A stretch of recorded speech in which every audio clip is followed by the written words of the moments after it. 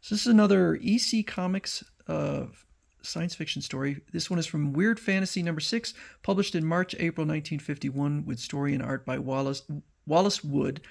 And I just want to have some fun with it. As someone who is fascinated by the idea of interstellar travel and also not a scientist at all, I kind of wanted to look at the uh, kind of the science behind these stories and the feasibility. This is in no way meant to denigrate the story. I think these stories are great, but I'm kind of fascinated by science, and so just thought I'd take a look at this one. We had been in continuous touch with them since their ship had shot skyward almost a year previous. They had gone to examine a planet in the solar system of a neighboring star. One of our scout ships had reported that it was almost the same size as Earth and had looked promising. We're going to attempt a landing. Here goes. Good luck, you guys. The population problem in the year of 1985 had grown to serious proportions. Our only solution was colonization of another planet. The Earth's world government had been carrying on space exploration for many years. At last, we were on the verge of a solution. We're down. Everything seems okay. We're getting into our spacesuits, plenty of vegetation around, but no signs of intelligent life. So that's the message coming from this other planet. What a thrill it must be for those guys, a strange new planet. So that's kind of set up to the story. And so we have some serious problems already. One of them, I would say, is the idea of colonizing another planet because of overpopulation. There is a serious, serious problem with that. So our planet right now has about 8 billion people. If we sent 1 million people to another planet, that would be 1/80th of 1%. In other words, we'd have to send 81 million person ships or trips or whatever to get rid of 1% of the population, and it wouldn't solve any actual underlying problem. The other major issue is that you would have to send a tremendous amount of supplies with them that are now leaving the Earth. I would say that sending people to other planets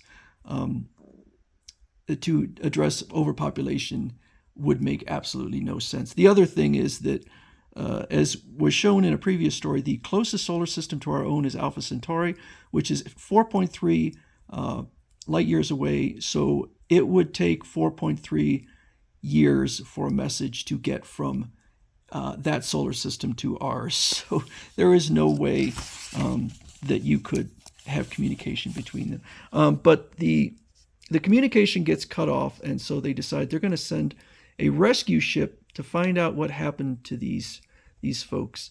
We had given them time, 3 months, but we never heard from them. Then the government had asked for volunteers for a rescue team to go after them. Ken Atkinson had volunteered. Just as a point of reference, a message from Mars would take about 8 minutes. But again, with Alpha Centauri, and it doesn't say in here where they went. In fact, I think it says that it took a couple years to get there. So that would mean it would have to be something closer than Alpha Centauri, unless they were taking into account time dilation, but that wouldn't really work when it comes to the length of time perceived on Earth. So it says here, our ship was powered by a magnetic space drive unit. It was the latest development in space travel. How does it work, Captain? Simple. Each planet emits magnetic lines of force. These vary in wavelength with the size and density of each astral body.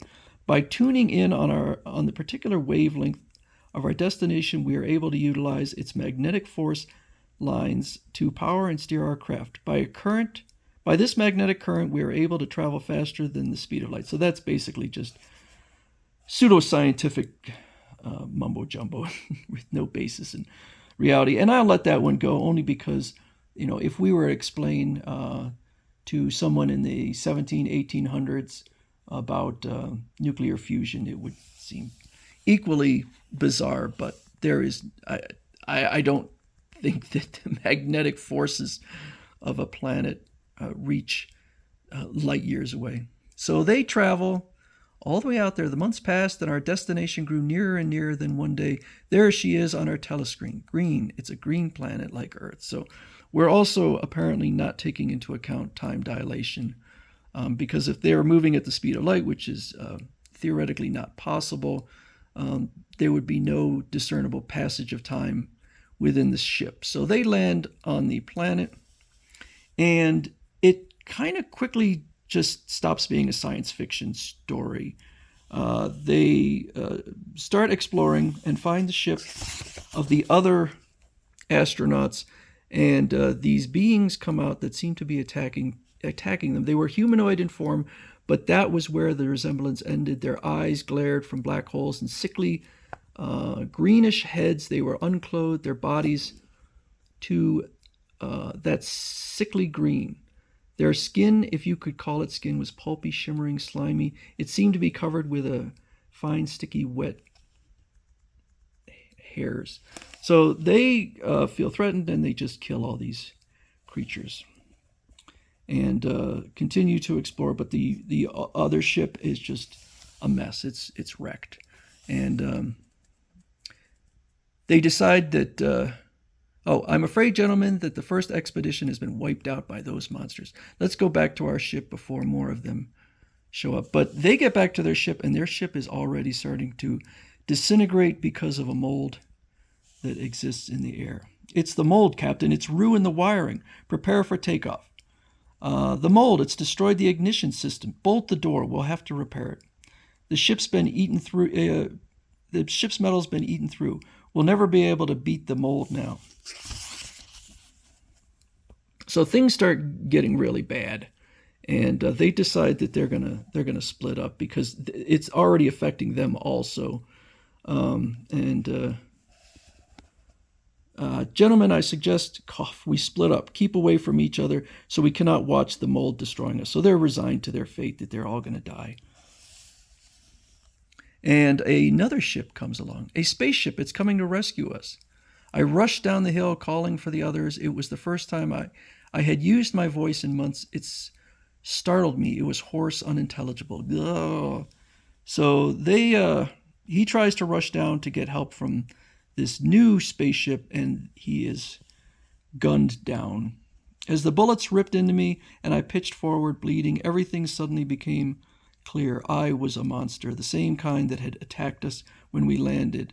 As the blackness closed in, I realized that we had killed the members of the first expedition, just as the newcomers were killing us. So the science in this, I think, is very flawed.